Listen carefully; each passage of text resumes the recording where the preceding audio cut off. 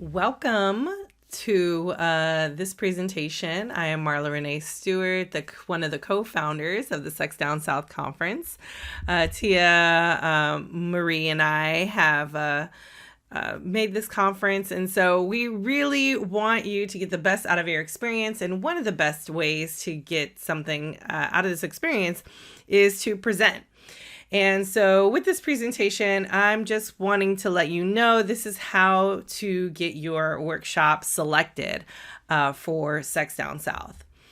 So with that said, I just want to say that, we started this conference because, number one, there's a lack of sex conferences that actually center the folks that we personally center, which is, Black, Indigenous folks, people of color, folks beyond the binary, LGBT, QIA, plus folks, disabled folks, sex workers, non-monogamous folks, kinky folks, etc. All the folks who traditionally are in the margins. We are like, hey, come here. And then we also wanted to see more hands-on learning. We wanted to see people actually doing the things, right? So you want to learn how to fizz? Hey, let's do a live demo. Let's do some live stuff going on. So that's really one of the main fun aspects of our conference. And I think it's just really important to note that, hey, not a lot of conferences let you do that. And we do it at a hotel, and we tell the hotel people to stay away. And they do. And so that has really been, we've been really fortunate to have that going on for us. And then also, we want to just have some fun, right? We're hedonists. We enjoy pleasure. We embody pleasure. We love to have fun. And so that's another one of the main reasons why we started the conference, is because not only do we want to learn, but we also want to have fun. And this other sex conferences that we were at, we didn't really have as much fun as we could have. And so I wanted to tell you that, you should listen to this presentation if, number one, you've never submitted to SDS. And you're like, hey, I want to know what's going on. How do I get chosen? If you have a great idea for a workshop you'd like to share. So we love interesting and new concepts. Tia and I are not for mediocre. So we would really love for you to, have a great idea, something we've never heard of before, something we think our audience would be, on board for. If you are an inexperienced presenter, I think this presentation is for you. If you are not familiar with presenting, you've never presented before, this is the opportunity to take all of the information that I've learned over the years and really make sure that your presentation is great. And then also, this is if you are an experienced presenter, but want to know what we're looking for. So say you've presented this before, and you're like, hey, I've done this a billion times or whatever. I know my stuff. There are certain key things that we look for in when you are submitting. So this is important even if you're an experienced presenter, just to maybe modify some of the things that you already have done, just so you know what we're looking for and why. You should also listen to this presentation if you want to have your presentation chosen. So, we go through this process of first anonymously choosing the workshops. So we don't have we don't have your names or anything. We just see the title, the blurb, and the learning objectives. And that's how we choose. And so it's really important for us to anonymize this as much as possible. And so that's why we really don't want you to have, things like your name and the titles and all the other things that I'm going to explain. And then we kind of go back and look for those other elements that, again, I'll tell you about in this presentation. So in this presentation, we'll discuss, hey, how to get chosen, and then, prepping your presentation, and then, being at and after the conference, what to really look for and do. So how to get chosen. So first and foremost, pick an accurate and descriptive title. Right? You can Be creative as much as you want. I'm not a very creative person as far as headlines and things that are super witty. So I like to use like a headline analyzer. Usually that's good for like writing articles and things, but I think it's just good because it kind of shows like, hey, this is a popular word, or this is a word that is emotional and that can get people. So I think a headline analyzer is great. And this is a CoSchedule. It's free, I believe, or it used to be free. And so I think it's really helpful just to, if you're not that witty at coming up with great titles, it's really helpful. Also, don't put your name in the title or use all caps. That's really annoying for us because we like to copy paste. We like to make things easy. We have generally 80 to 100 presenters, which means that's like a whole bunch of workshops and things. And it's really annoying to have to go back and put everything in lowercase. So we like to just kind of, we copy paste, and that is why when you submit your workshop, we want everything to be as what it's going to be, because that is what's going to be in the program. Okay. So the bad example I have here is, in all caps, learn to squirt, with Marla. Right? That's the bad example. Please do not do something like that. Don't put your name in the title. Don't put all caps. Like, even though, it's a, learn to squirt, oh, okay. That means I'm learning to squirt. Great. Now the good example that I have is learn the magic of squirting. That's the title. So you're like, oh, hey, the magic of squirting. What is going on? Okay. I'm going to get some information about squirting in this class. It feels fairly sort of easy, right? With your description, right, for the title, you want to write a simple and reflective description, meaning you want to name what is going to go on in the workshop. Please keep it to 3 to 5 sentences. Long ass sentences, not a huge fan of. Please keep it to 3 to 5 sentences and keep it simple. Don't draw it out. You don't need a bajillion, descriptive words, adjectives. You don't need all of those. Just keep it simple. Keep it to the point. Just know maybe about half, I would say maybe 50 to 75% of the people will actually read the description. A lot of them will look at the title and say like, hey, I want to go there, So it's important to just keep it simple. And then 1 to 2 sentences is probably not enough. So if you have 1 to 2 sentences and you think that is going to describe the whatever it is, great, I guess. So it's okay. But I really encourage you to keep it to 3 to 5 sentences, because I feel like around there is a really good way. It's a good length of letting us know what's happening in the workshop. If there are practice exercises, please name them, right? So if people are going to be moving about or doing, whatever, please name it. If there is a live demo, even though we have a checkbox in the application, if there's a live demo, just name it. Say there's a live demo. People love live demos. It's great. We highlight those. If it's a discussion versus a lecture, please name it, right? So sometimes people will say like, hey, maybe this is just a roundtable discussion. We just want to have a casual chat. Well, if somebody, our people come in to learn. So if somebody's coming in to learn and all they are getting are discussion, it's going to be, it might be problematic and it might reflect on your evaluations. So we really want you to name it. If it's just a casual discussion, great. Is it a lecture? Great. Whatever it is, name it. If there's going to be small groups or people are going to be, in little tiny groups or whatever, name it. Whatever is in the presentation, just name it in the blurb. Okay. And if you feel like, okay, well, maybe 3 to 5 sentences isn't enough and I need to, you could add additional notes and we'll check those out. In the description of the workshop, please don't talk about yourself. There's no need. That's what the bio is for. We don't need you to talk about yourself. Talk about the content. What are the people getting? What are our people, our attendees are called enthusiasts. So what are they getting? What are they going to learn about themselves in this workshop? What are they going to learn? What are they going to take home? And then in the workshop description, please try to refrain from having bullets, just because in the program layout, it's just like not great. And even when we are listing it on the website, it can be a little off. So we encourage you not to have bullets. It's not an end all be all, but, we encourage you to have more sentences only or sentences.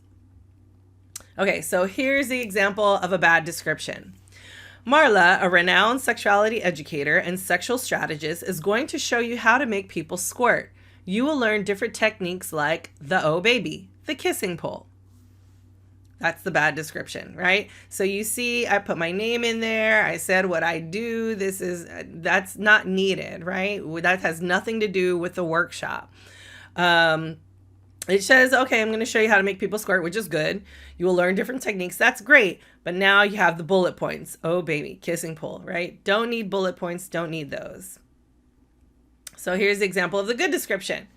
Whether or not you have squirted before or have made someone squirt before, this workshop aims to give you all the tips, tricks, and secrets to get people to squirt. You will learn some amazing techniques, including specific techniques for the different vulvas and clitoral sizes. You will leave knowing the most sensitive parts of the vulva and vagina, as well as how to apply seduction techniques. Come and learn the magic of squirting, right? So as you can see, it's between 3 and 5 sentences. I tell you what's going to happen. There is some learning objectives in there, so you will know how to do these things. So that's what it's going to teach you. It's very clear.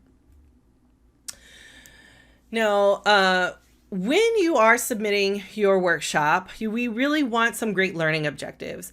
Now, this helps us, number one, helps us with the opportunity of maybe getting continuing education credits. But it also just helps to know, like, what are we learning, right? As lifelong sexuality learners, I want to learn some new shit. So tell me about the learning objectives. So a good example to follow is to have a SMART objective. And a SMART is specific, measurable, achievable, relevant, and time-bound, right? So a good example is, by the end of this class, you will learn 3 different oral sex techniques that can help someone squirt. Okay, that is a good example of a SMART objective. You know, it's time bound, it's specific, right? It's measurable, right? There's 3. Is it achievable, and is it relevant to, the topic at hand? So all of those things. Now, if you have learning objectives, I always say 3 is a good number, but it's not necessarily necessary, right? You at least need 1. And I would say a good template to have is to have 1 learning objective per hour of your workshop. So if your workshop is 1 hour, 1 objective is fine. If your workshop is 2 hours, 2 hours is fine. If it's 3 hours, 3 would be great, right? And again, this just goes to show you that, like, okay, people are going to be able to learn these things in this amount of time. These should be bullet points, right? So if you want to know learning objectives, these should be bullet points, or, simple sentences. Your content should be interesting, right? So what can people learn from you? Now, a lot of our people are seasoned. Of course, there are people, some newbies, but I would say most of the people who come to Sex Down South are not at a beginner stage when it comes to sexuality. So that's something to take note of. And in the next bullet point, like I say, keep your audience in mind, gauge them. Sometimes you will need to bridge the gap between beginners and people with advanced sexual knowledge, right? So that's okay. People know that there's a wide range of people in the room. Enthusiasts and academics and, longtime sex educators, we're all in the room, okay? So if you are writing your description, thinking about, is this a 101? So is it a kink 101? So people know, okay, it's a kink 101. Oh, well, I've been doing kink for 20 years. Probably 101 is probably not my thing, right? Is it advanced, right? Is it nuanced? People want to know these things so they know if it is for them. So it's really important, I think, to note that in the actual description. Take a look at the workshops we've had in the past. So take a look at them. What would you like to contribute to this world, to our world, right? What makes your workshop so fabulous? You know, why would people want to come to your workshop, right? Why would people want to be there? So really, that is the thing that like you want to draw people in, especially with your content. Why would people want to know this stuff? Is it what the people want to know? And we have all types of people. So believe me, there's a lot of things, a lot of topics that you can touch on. All right. So in your bio, you want to make sure that it's good. We want the 3 to 5 sentences again. Now, if you are Dr. Such and Such with, 18 letters behind your name, great. Good job. Credentials are nice, but they aren't everything, right? We look for experience and knowledge. We typically we've just eliminated credentials like on name badges and things like that.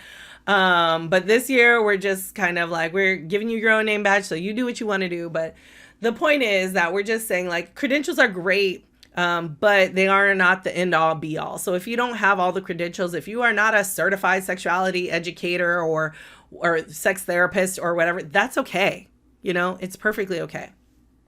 What you can do, though, is brag about your accomplishments. We want top-notch educators. We want to know how many people have you been teaching, or maybe how long have you been doing this, or like what kind of praise have you gotten? Brag about your accomplishments. Let us know like how big of a deal you are. We want that information because we think it's awesome, and we want to show off all of our educators, all of our presenters.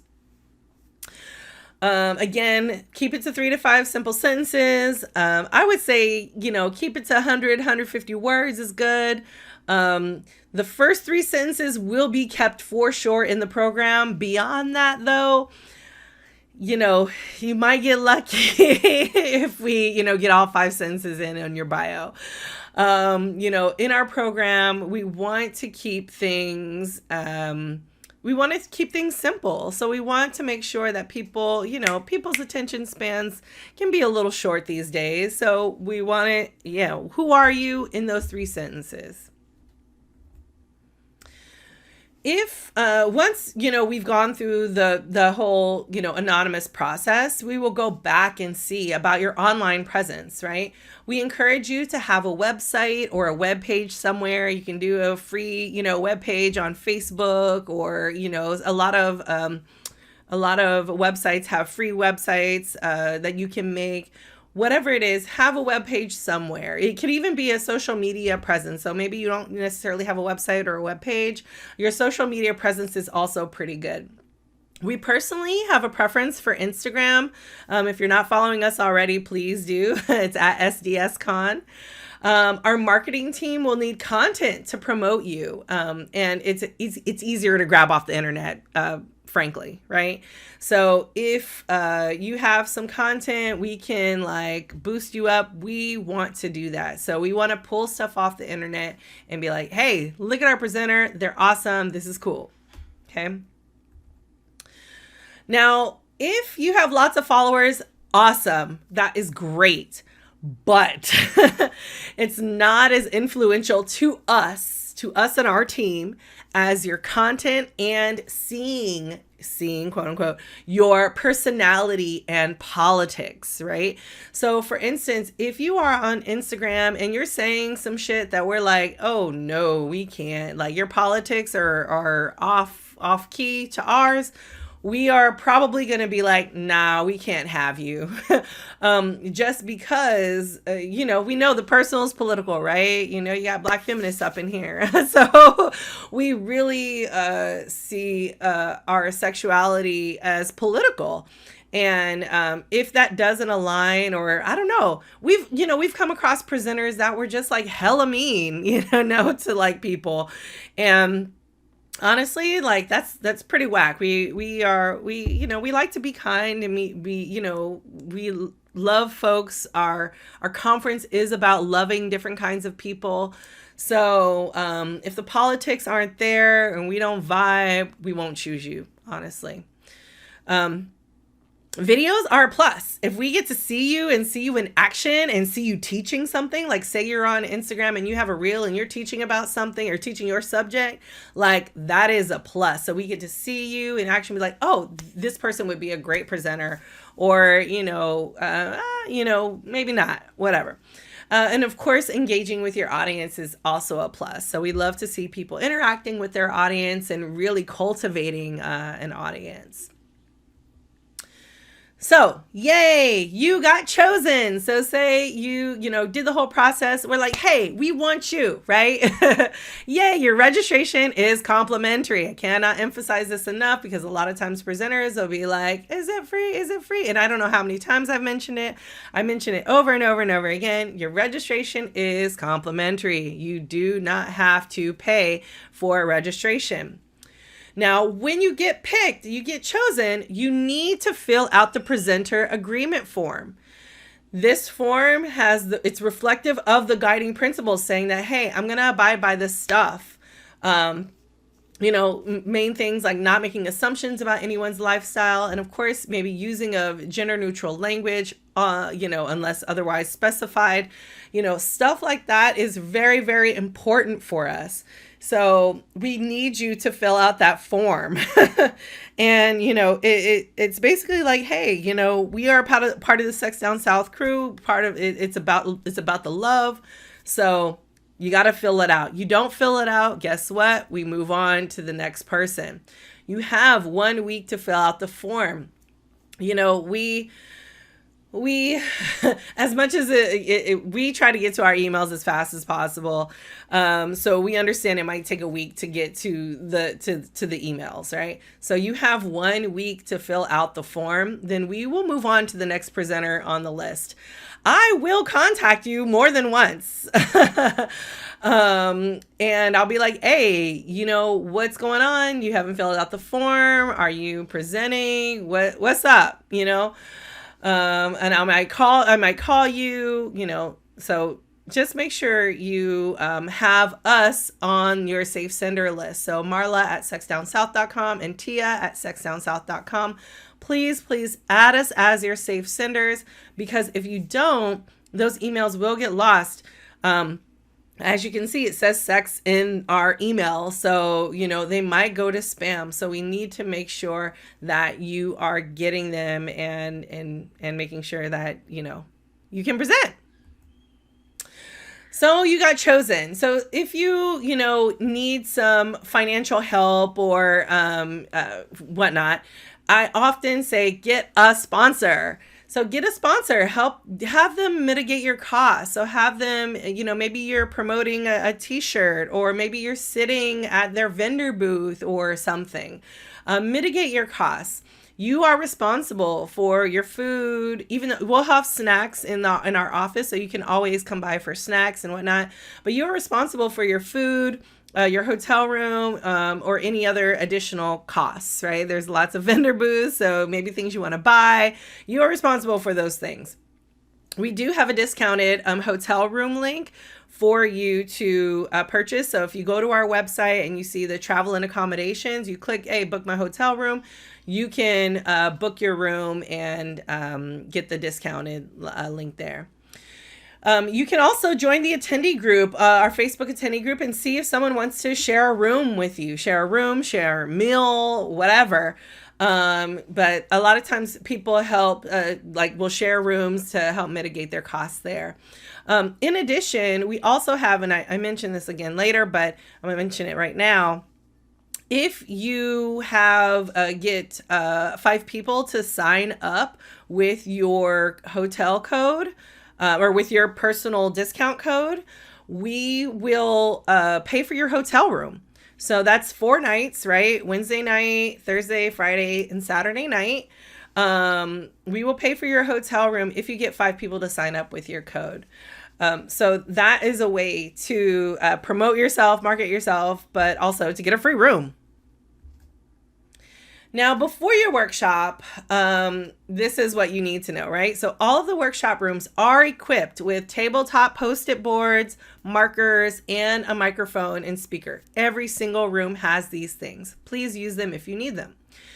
Now, if you are a PowerPoint whore like me, you must know ahead of time whether you need a projector or not. That's what you're going to do when you submit. So if you don't indicate this on your application, you will not be equipped with one, because we only have about half of the rooms that will need projectors. Make sure you indicate this if you are using a projector. You will need to know ahead of time. If you have a visual presentation, you must bring your own laptop. We cannot provide a laptop for you. We do have HDMI cords, and I know some laptops may have some connection. We do have like adapters and things like that if you need them, but you must bring your own computer, your own laptop. Please have your presentation on a USB drive or computer. Please don't rely on the internet or Wi-Fi, even though we have, Wi-Fi in the place. Sometimes it can be a little inconsistent. Many people will be on the Wi-Fi, so that, might be a problem. So just try not to rely on the internet for your presentation. So I just highly suggest that you have it saved on your computer or on a USB drive. Now, before your workshop, you want to market yourself. So again, promoting yourself on social media, we give you like a few lines to say, hey, I've won. Congratulations to me. I'm going to be presenting at Sex Down South. But again, the more you promote yourself, the more you're able to get people to register under you, the more likely you are to get that free hotel room. Okay. I always say brand your presentation, get your branded hashtag. This is the opportunity to really promote yourself. SDS is a great networking opportunity. So brand your stuff, right? You see the little Sex Down South logo in the bottom corner. Brand your stuff.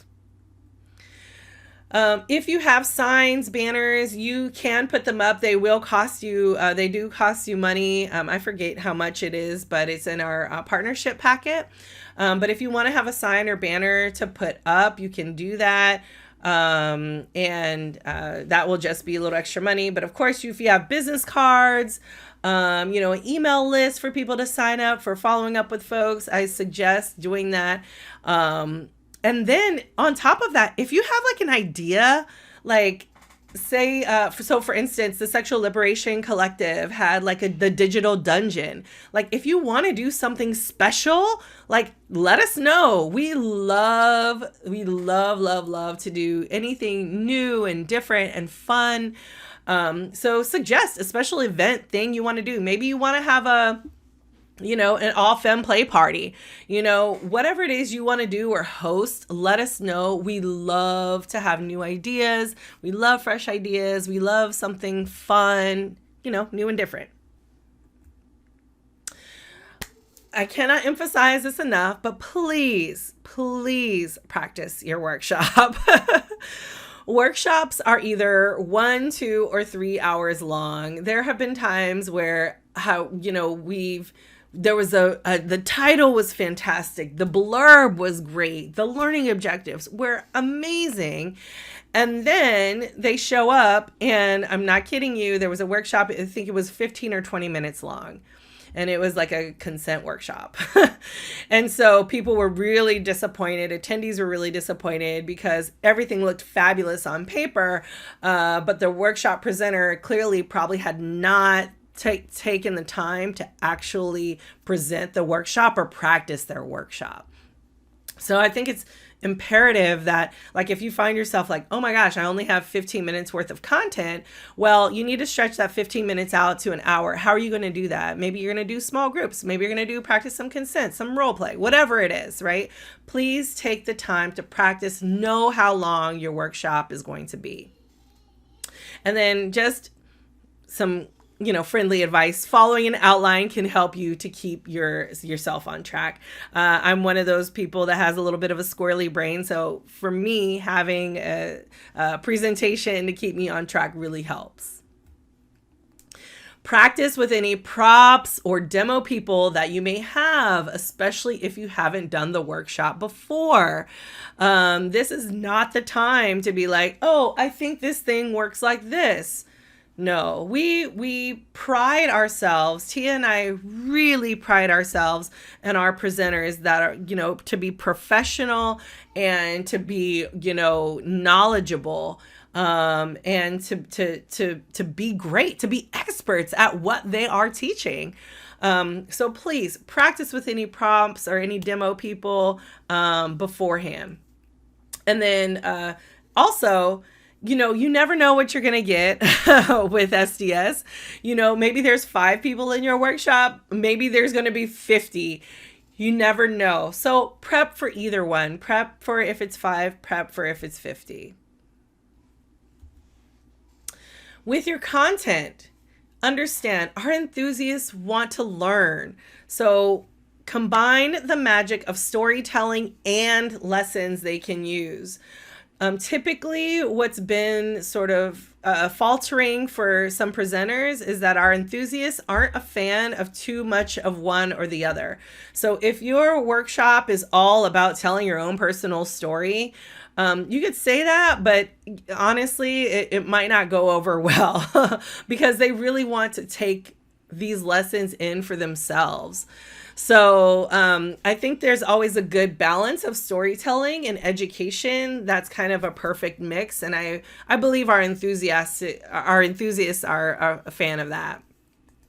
And then, of course, keeping your learning objectives in mind, like making sure you are proving what you said you are going to prove in your learning objectives.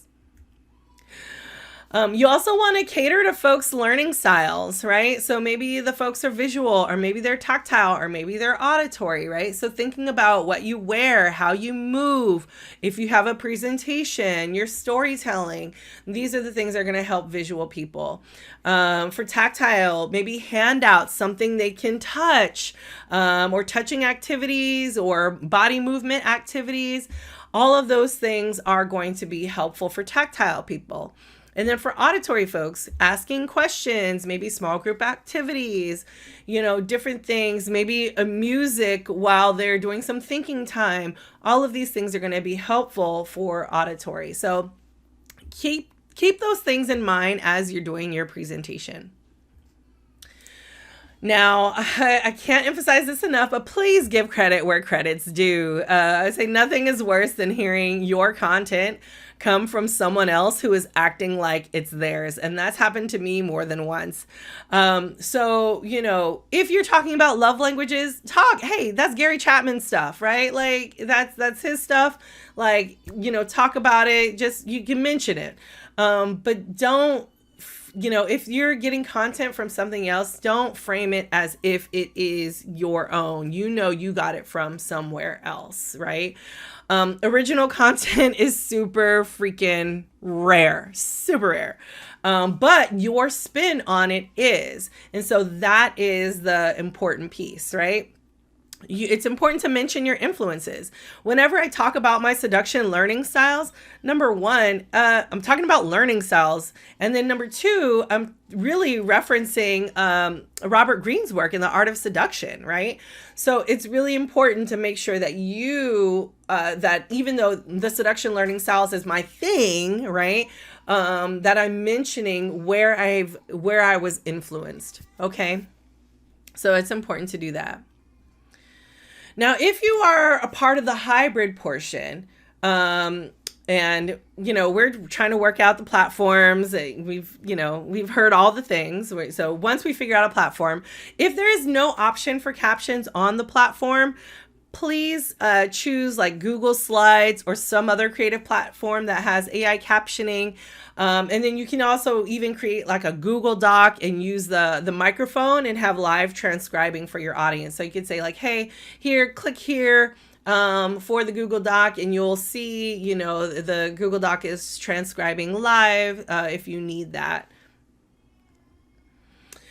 So when you are at SDS, please reiterate what your presentation is about. Make sure you have a good overview. Remember, people only sometimes read.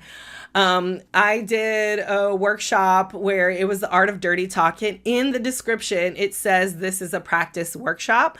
And then as people come in, you know, I'm like, hey, great. You're part of the, you know, you want to come in. This is a practice workshop. Are you okay with practicing?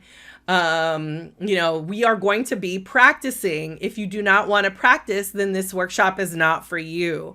So, you know, make sure you reiterate like, hey, this is what we're going to be doing. If you cannot do these things or you do not want to do these things, then this is not the workshop for you. If you have something special about your workshop, like, you know, maybe it's POC only, or maybe it's for Black folks only, or maybe it's closed session after you've, you know, did the container, please make a poster and have a volunteer make a sign for your audience, right? So we have the post-it boards. All you have to do is say, hey, this is it, or a closed session, whatever it is, put it outside your doors so people know. Communicate your needs to the volunteer in your session. So every session should have a volunteer. If there's something you need, let the volunteer know and they will get whatever you need, And that goes for the hybrid as well. So if, you know, there's something that you need there, the volunteer can help you out with that as well. If you're in person, please use the microphone if there is more than 15 people in the room or people want you to use the microphone. Gauge your audience. If one person says, please use the microphone, then please use the microphone. Okay. Be mindful of your audience. Again, don't let anyone take over your presentation or talk too much. There are definitely times where people want to tell their whole stories and whatnot. Please be okay with interrupting folks. People get vulnerable at SDS. So, you know, people want to tell their story, but if it's going to take time away from you and educating the other folks in your workshop, then it's important to say like, hey, there's a need to wrap it up, or, you know, we need to cut it short or whatnot. So, if you have trouble with this, try to practice it ahead of time so that you can get a little bit more comfortable with that. Be a good audience member. So sometimes as educators, we like to be like, oh, wait, no, that's not correct. Or I want to add in something. Please do not try to take over another educator session or interject too much in their presentation. Be a good audience member. Let them teach, right? And if you have something to say, you can mention it maybe afterwards or maybe in the question and answer portion or something else, right? Really try not to be that person. That can be a little overbearing or just trying to take over or speak over someone, especially when we're thinking about certain power dynamics too, around race, gender, all of these different things. It's really important to not interject too much, or talk over someone or try to, you know, correct someone. If there's definitely needs correction, say that or talk about it, or mention it some way in a nice, peaceful way. Save the last couple of minutes for the workshop evaluations. You want to know what these people are thinking. You want to know if you did a good job. So save some time for them to fill out the workshop evaluations and really, you really want that feedback because you want the next time to be better, right? Tell them where you're going to be next, right? So make sure you have a call to action. And hey, meet me here or meet me there, or I'm going to be at the round table here, or to check me out of the dungeon at this time or whatever. Have a call to action. A lot of times with presenters, they want to see you again and they want to see, you know, what else that you're doing. So it's important to just be interactive. So after the workshop, give them a takeaway, right? Have them remember you after the workshop. So maybe it's a handout, maybe it's a business card, maybe it's a gift via email, maybe it's a discount on your, on something that you have. Whatever it is, give them a takeaway. People love that. Also, take the time to talk to individuals who have additional questions. Sometimes people, they feel a little timid about asking in a big group, so maybe they just want to ask you privately. Sometimes people want to just take pictures with you, or just want some insight. Maybe you wrote a book. Maybe they just want your autograph.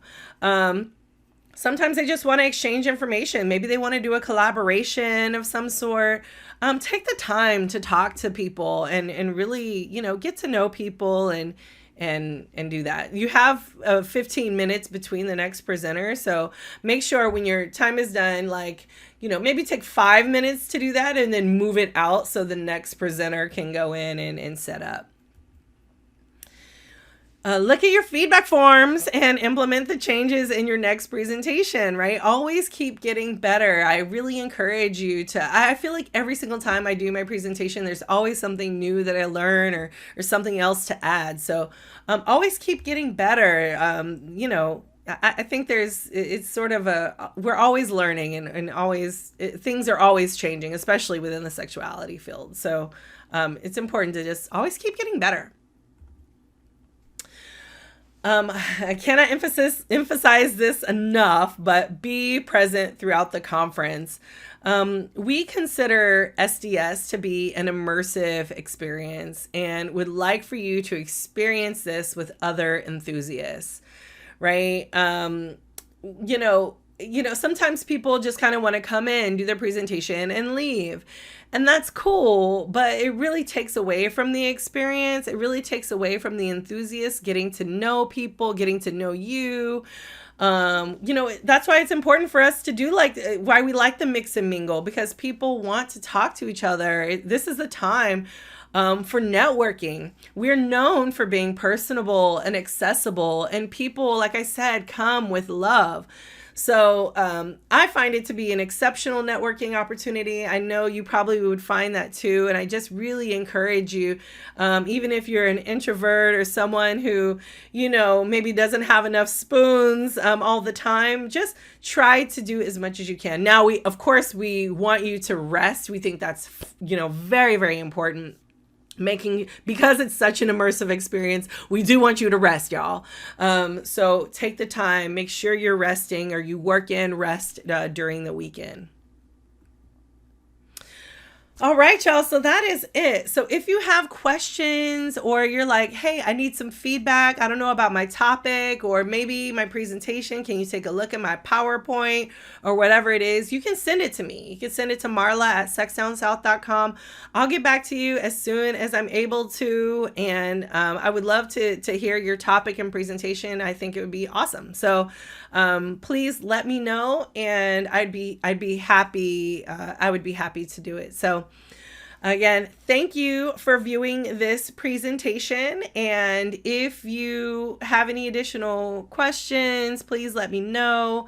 But I really hope to see you at Sex Down South this year, the next year, however many years we go. But please, I look forward to, if I haven't met you before, I look forward to meeting you. And please feel free to come up to me and say hi. And so I think that's it. So thank you so much. And I look forward to seeing your presentation at Sex Down South. All right. Bye.